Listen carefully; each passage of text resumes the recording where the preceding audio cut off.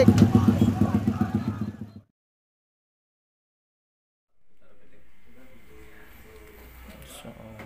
Jadi ini membuktikan memang ada konspirasi dari kalangan Oknum Habib, karena mereka sudah terstruktur, terencana, mengetahui tempat lokasi kami ngumpul, mereka langsung sweeping, persekusi, mencari-cari keimat, bahkan sudah upaya pembunuhan, karena sudah ngomong bakar mobil, hancurin, bukannya sekedar.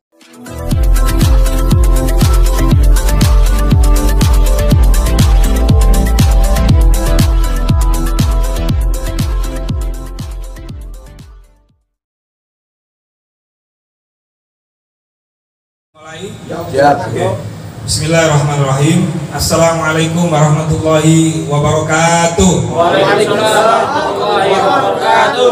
Sallallahu ala Muhammad. Merdeka. Merdeka. Bismillah, bismillah, masyaallah, la haula wala quwata illa billahil aliyil azim. Hari ini pada hari Minggu tanggal 11 Agustus, di saat seluruh warga negara Indonesia untuk menyambut kemerdekaan tapi ternodanya pada tanggal 10 Agustus malam di Cikarang, di wilayah Polres Cikarang, Rengas Dengklok Kerawang. Ada insiden yang sangat menusuk kalbu kita sebagai manusia yang punya nurani. Sudah ada logonya NU, Nahdlatul Ulama, sebagai ormas terbesar di tanah air, dan juga ada baju sahabat Banser. Bukan malah dilerem, malah dipukuli, dihajar habis sampai benjut nggak karu-karu. Di mobilnya Kiai Rois Suriah MWCNU Cikarang Utara itu ada logonya Pak, logo NU. Itu malah dihancurkan gitu. Lah, yang nyerang ini apakah orang Indonesia tapi mentalnya mental komunis? Kita tidak tahu. Tetapi tanda-tanda bahwa orang yang nyerang kiai, nyerang ulama, nyerang sahabat Banser, ini propagandanya, pokal gawinya cara-cara komunis. Nah, maka dari itu kami dari Aliansi Pecinta Ulama Nusantara, kemudian ada Yai Yusuf, beliau Dewan Penasehat di Jamaah Wali Songo Indonesia, Jamaah Wali Songo Nusantara, kemudian beliau ketua umumnya Yai Munawir. Nah, di sebelah kanan saya ini ketua BKM DKI beserta teman-teman mahasiswa, dan di sebelah kiri saya ini, ya Allah, kemarin bersama kita sama Yai Sarif, yaitu Bagus Mogi. Nanti beliau akan cerita sebelum kami memberikan pernyataan sikap terkait insiden pengeroyokan dan pengerusakan terhadap Kiai NU dan sahabat Banser.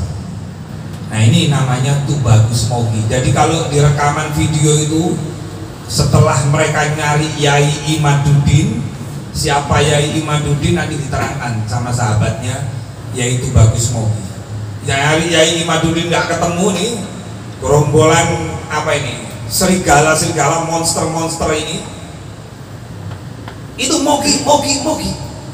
Tapi alhamdulillah semua atas izin Allah, atas takdir Allah, itu Bagus Mogi sampai detik ini jenengan lihat dalam keadaan sehat walafiat, dan yang menjadi korban itu nanti biar itu Bagus Mogi sendiri yang akan menceritakan.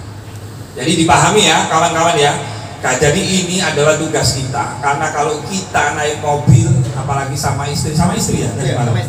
Coba nggak melihat ada perempuannya, mobilnya diserang-serang, nggak lihat ada kiainya, nggak lihat ada bansernya, mereka betul-betul seperti binatang buas, upaya pembunuhan, untuk melakukan upaya-upaya seperti yang disampaikan, pembunuhan dan lain-lain sebagainya. Nah, maka dari itu, untuk lebih singkatnya, sebelum pernyataan sikap kami sampaikan, terlebih dahulu yaitu Bagus Mogi untuk menyampaikan kronologis apa yang terjadi sebenarnya. Saya yakin tayangan yang akan ditayangkan kawan-kawan media ini akan dilihat oleh Bapak Kapolri, Bapak Kapolda, Bapak Kapolres Kerawang. Saya percaya itu. Untuk itu saya persilakan kepada yaitu Bagus Mogi, gimana ceritanya tadi malam yang begitu menakutkan sekali itu. Sallu ala Nabi Muhammad. Assalamualaikum warahmatullahi wabarakatuh. Bismillahirrahmanirrahim. Alhamdulillahirabbil alamin wa bihi nasta'in ala umuri dunya waddin. Wassallallahu ala sayyidina Muhammad wa ala alihi washabihi ajmain, amma ba'du. Para saudara-saudara rekan pers, para yai yang tadi sudah disebut, diperkenalkan satu persatu oleh Gus Rofi. Jadi saya Bagus Mogi Nur Fadil menjabat sebagai di Presidium Apatar, Aliansi Pecinta Ulama Nusantara, juga Ketua Umum Robito Babat Kesultanan Banten, dan juga Wakil Ketua Umum daripada PWI LS, Perjuangan Wali Songo Indonesia Laskar Sabilillah. Nah, jadi perlu saya sampaikan latar belakangnya dulu ya sebelum semalam. Kenapa bisa ada konfliknya? Ada konflik horizontal antar umat. Latar belakangnya ini adalah antara kalangan habaib Ba'alawi Muasal Yaman dan pengikutnya dengan beberapa kiai Nusantara.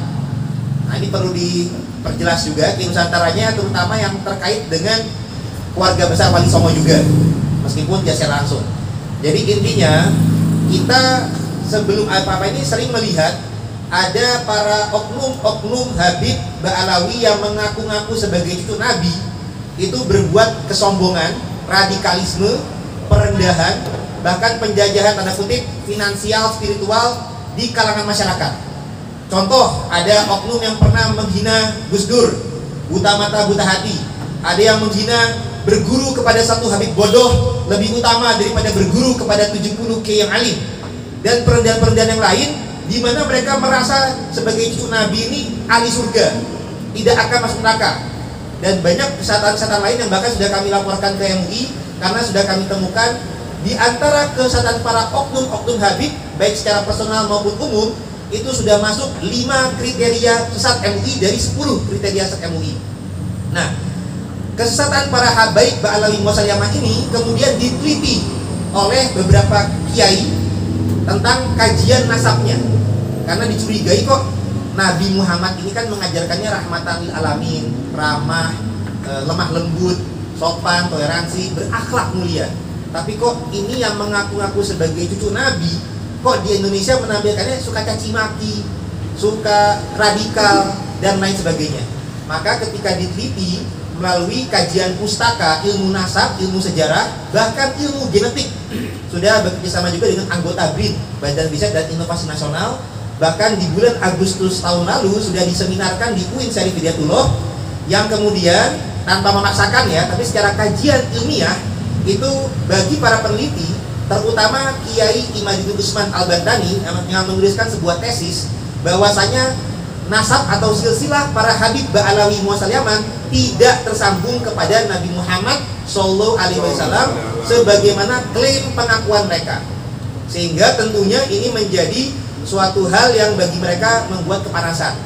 Nah, tapi kami terbuka, ini sifatnya ilmiah. Jadi hal yang ilmiah, tesis ilmiah, silakan dikonfrontirnya dengan cara yang ilmiah juga, bukan dengan cara emosional caci maki, apalagi persekusi. Jadi kita sudah mengadakan seminar, kita sudah mengundang organisasinya Ba'alawi yakni Robito Alawiyah tidak hadir. Kami sudah mempersilahkan apabila apa-apa yang kami nyatakan ini dianggap berita bohong, silakan gugat jalur hukum, kita adu bukti dan saksi di pengadilan kalau perlu. Jadi kami siap dikonfrontir dengan kajian ilmiah berupa, kalau Kiai Imat sudah membuat buku dan kitab, kita siap mengcounternya dengan adu kitab, adu hujah lewat seminar maupun lewat pengadilan. Karena ini sifatnya ilmiah, bukan sesuatu hal yang sifatnya emosional. Dan Indonesia ini sudah dilindungi undang-undang. Kita memiliki hak pasal 28 itu untuk menyampaikan pikiran dan pendapat kita, dan ini adalah kajian ilmiah sehingga dilindungi undang-undang. Dan kita harus toleransi. Orang percaya sama Habib turun Nabi silahkan, yang nggak percaya juga silahkan. Tapi penelitian ini sebagai bentuk kritik Goyao yang belum tentu benar, jangan sok benar, jangan merendahkan yang lain, jangan merendahkan kiai, jangan melakukan perendahan-perendahan kepada pribumi. Nah, karena mereka banyak melakukan perendahan tersebut, ini menjadi hal yang rawan. Dan tadi malam, baik, sekarang kita lanjut ke tadi malam. Intinya, karena di publik ada tokoh-tokoh yang sudah bersuara tentang masalah kajian ilmiah ini. Kalau misalkan saudara-saudara sekalian juga menyaksikan di YouTube, terutama ada Kiai Imadil Usman, ada saya Bagus Mukmin Fadil, bahkan beberapa tokoh juga sudah berbicara, Kiai Syarif pada Suka, Kiai Said Akil Siroj, kemudian bahkan Profesor Kiai Yusuf, Profesor Mahfud MD pun juga sudah bersuara, Roma Irama pun juga sudah bersuara, anggota RI dari DPR RI dari Nasdem, Bu Irma juga sudah bersuara, Kiai Munawir dari MUI juga sudah bersuara. Jadi ini sebenarnya sudah mulai viral dari tahun lalu. Nah, cuman ini saya jelaskan sedikit bagi yang mungkin masih awam. Nah, intinya ada tokoh-tokoh yang sudah menjadi incaran, dan para kiai-kiai yang sudah sepakat dengan kita itu membentuk berbagai organisasi. Di antaranya ada Perjuangan Wali Songo Indonesia, Laskar Sabilillah, ada juga Jamiah Wali Songo Nusantara atau Jawara, dan lain sebagainya. Jadi sudah membentuk organisasi sebagai wadah untuk memperkuat kekuatan ya. Karena kan apabila kita jalan sendiri masing-masing, bagaikan lidi mudah dipatahkan. Jadi dibentuk suatu wadah untuk memperkuat. Nah, jadi rencana awal tadi malam itu adalah kita undangan dari Kiai Junaid Al-Baghdadi, salah satu ulama dan tokoh kasepuhan di Kerawang, Jawa Barat. Nah, beliau juga didapuk menjadi kasepuhan daripada organisasi PWI, Perjuangan Wali Songo Laskar Sabilillah Nusantara, yang nanti malam tanggal 11 Agustus akan mengadakan pelantikan PWI di Komplek Makam Syekh Guru Kerawang. Nah, untuk persiapan menuju acara nanti malam itu para anggota-anggota PWI biasa melakukan musyawarah di pesantrennya Kiai Asep di Rengas Dengklok Kerawang, pesantren Manbahu Bulung namanya. Nah, itu sudah ada biasa-biasa musyawarah. Nampaknya musyawarah ini sudah diketahui oleh anggota, saya langsung jelas saja, FPI, karena nanti saya punya buktinya. Jadi anggota FPI itu sudah mengetahui akan, atau ya para pendukung Habib. Mungkin ada FPI yang masih struktural atau organisatoral, saya kurang tahu ya. Yang pasti para pendukung para habaib ini sudah ada ancaman-ancaman supaya acara nanti malam di PWI ini tidak terlaksana, dan mereka mengetahui bahwasanya rencananya kan mengundang tokoh-tokoh yang banyak bersuara kontra nasab Habib Balawi, yakni Kiai Imadil Usman Al-Bantani yang menulis tesis tentang kepalsuan nasab Habib, dan juga Kiai Abbas Buntet, cucu pahlawan pejuang dari Cirebon, Kiai Abbas yang turut berjuang di Perang Surabaya 10 November 45. Jadi ini ada rencana kehadiran dua tokoh petinggi daripada PWI. Nah, saya pun juga termasuk wakil ketua mewakili Trah Kesultanan Banten juga. Nah, kemudian rencana di malam nanti salah satu kasepuannya kan adalah Kiai Junaid Al-Baghdadi. Nah, beliau ada acara rutin tiap malam minggu, terutama ada hari-hari yang kliwon apa gimana itu hari besar, ada acara di pesantren beliau di Rengas Dengklok Kerawang. Nah, beliau mengundang anggota-anggota PWI, terutama juga Kiai Imad, kalau bisa hadir di tadi malam tadi supaya membicarakan musyawarah untuk kelanjutan acara di nanti malam. Nah, jadi ada acara tanggal 11 Agustus, ada acara tanggal 10 Agustus. Nah, 10 Agustus ini acara khususnya daripada Kiai Junaid Al-Baghdadi. Nah, Kiai Junaid Al-Baghdadi ini acaranya di Rengas Dengklok Kerawang. Nah, ketika biasa acara itu biasanya ribuan jamaahnya banyak, jadi biasanya suka macet. Makanya ada arahan dari panitia tidak bisa langsung ke lokasi, ada tempat meeting point dulu, ada tempat transit dulu di pesantrennya Kiai Asep Manbahu Bulung yang nggak terlalu jauh. Nah, para polisi pengamanan utamanya di lokasi acara dari Kiai Junaid. Jadi yang diutamakan pengamanan di tempat Kiai Junaid. Di tempat transit hanya anggota laskar dan banser saja, belum ada pengamanan polisi. Nah, maka ketika yang dicari-cari oleh kelompok mukibin atau pendukung para habaib itu, mereka ternyata di panitia sudah memberikan ancaman. Bahkan dalam WA itu sudah memberikan ancaman bahwasanya ada upaya pembunuhan kepada Kiai Maju Usman Abatani, hendak memenggal kepalanya daripada Kiai Iman. Jadi ini sudah ada upaya ancaman dan upaya pembunuhan itu sudah ada. Nah, di tempat pesantren karena Kiai Iman sudah menyatakan tidak akan hadir, mungkin menjadi lengah. Seakan-akan kalau Kiai Iman sudah tidak menyatakan tidak hadir, insya Allah relatif aman. Nah, padahal yang berjuang kan tidak hanya Kiai Iman, tapi juga ada tokoh-tokoh di sekitarnya. Nah, karena saya juga sering mendampingi Kiai Iman, jadi ketika kita di pesantren Manbaul Ulum, nah kita lagi lokasi persiapan menuju ke pesantrennya Kiai Junaid. Nah, ketika keluar ternyata sudah ada masa. Nah, awal-awal kita husnuzon, mungkin kan berbau nggak pakai seragam, tapi kan ya busana muslim pada umumnya. Awal-awal ketika mendatangi saya kira mau salim apa gimana gitu. Ternyata naik-naik baju mau mempersekusi, bukan yang mau salim. Dan mereka tuh mencari-cari Kiai Iman. Kiai Iman tidak ada, mereka ada yang mengenal. Wah, ini mau gini tuh, bagus mau gini. Jadi mereka mengincar saya karena sebagai orang yang dekat dengan Kiai Iman. Nah, mereka mengincar saya, yang orang-orang tim kami berupaya mengamankan, termasuk istri saya, termasuk Kiai Ihsan. Coba diamankan untuk masuk ke mobilnya beliau. Nah, Kiai Ihsan ini adalah Rois Suriah MWC NU Cikarang Utara. Jadi Kiai yang struktur organisasi di NU itu sendiri. Jadi kita masuk ke dalam mobil beliau. Jadi kami dalam satu mobil itu ada supir, ada Kiai Rois Suriah MWC NU Cikarang Utara namanya Kiai Ihsan, ada saya, ada istri saya, ada Kiai Asep sebagai tuan rumah pondok pesantren Manbaul Ulum tempat transit, dan juga ada santri.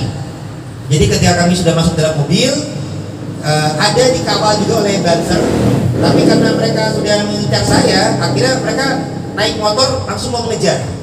Nah, akhirnya supir juga sudah mempercepat laju kendaraan, tapi dihadang. Nah, ketika dihadang, banser berupaya menjaga, banser dikeroyok, dua orang dikeroyok, dipukul. Mobil kita dalam keadaan dikepung, dipecahkan kaca belakang. Meskipun kaca belakang itu ada simbol NU, Nahdlatul Ulama, mereka tidak peduli. Meskipun di dalamnya ada para kiai, mereka tidak peduli. Kiainya juga kiai yang jelas, ada yang tokoh lokal maupun nasional. Ada perempuan pun mereka tidak peduli.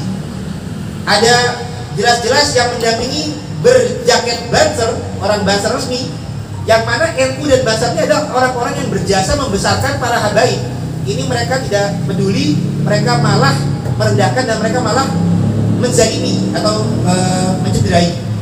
Jadi bahkan orang-orang ketika itu sudah memecahkan kaca, bahkan juga memukul dengan helm kepada Kiai Ihsan itu, kacanya pecah, kacamata, dua kacamata saya pecah.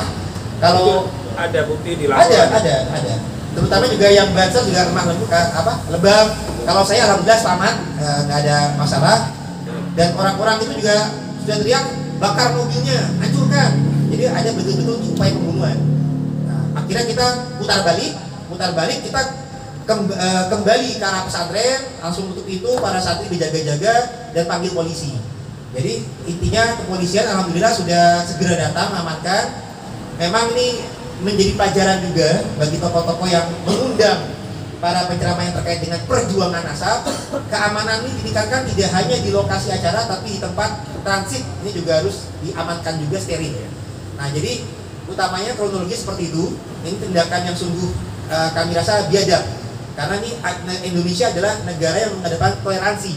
Semua punya kebebasan berpendapat, punya kebebasan masa keyakinan, dan kita tidak memaksakan. Ada yang mau percaya Habib silakan, tapi ya jangan memaksakan. Sampai-sampai kalau nggak percaya, jangan sampai menganggap halal darahnya. Ini sama saja dengan takfiri, mengkafirkan orang yang tidak sesuai dengan kepercayaan orang lain dalam satu agama Islam. Dan itu sudah masuk kriteria, salah satu kriteria SAT MUI. Dan kalau kami lihat sebenarnya mereka sudah ada 5 sampai dengan 5. Tapi yang telah dimalam itu adalah salah satunya. Karena mereka sudah menghalalkan darah sesama umat Islam. Bahkan kiai dan banser pun mereka tidak pandang bulu. Mereka anarkis Karena yang kita pandang hanya berbeda pandangan saja yang tidak substansial, tidak masuk rukun iman, tidak masuk rukun Islam. Karena percaya kepada Habib bukan rukun iman tetap 6. Jadi kalau mereka menganggap percaya kepada Habib juga bagian dari rukun iman, artinya mereka menambah-nambahkan rukun iman. Nah itu juga sesat juga kalau seperti itu. Jadi intinya kita prihatin, tapi kami tidak shock. Jadi meskipun ada Habib yang menyampaikan akan memberikan shock terapi seperti saat ini, kami tidak shock, kami akan tetap semangat. Dan juga bukti keterlibatan oknum Habib, karena di situ mereka menyampaikan juga dari FPI. Kemudian buktinya adalah ketika kami dipersekusi, ada yang merekam dan langsung disiarkannya di YouTube channel Sayyid Bahar Smith Official. Jadi ini membuktikan memang ada konspirasi dari kalangan oknum Habib, karena mereka sudah terstruktur, terencana, mengetahui tempat lokasi kami ngumpul, mereka langsung sweeping, persekusi, mencari-cari keimat, bahkan sudah upaya pembunuhan, karena sudah ngomong bakar mobil, hancurin, bukannya sekedar supaya demo, bukan, karena kami tidak ada ceramah nasab, bukan, kami sekedar undangan menghadiri acara undangan agama, acara haul dari Syekh Kiai Junaid Al-Baghdadi. Jadi bukan mau bicara-bicara hal nasab atau hal sensitif, tidak, kami sekedar sebagai tamu undangan saja. Yang mereka incar keimat tidak ada, kami pun diincar.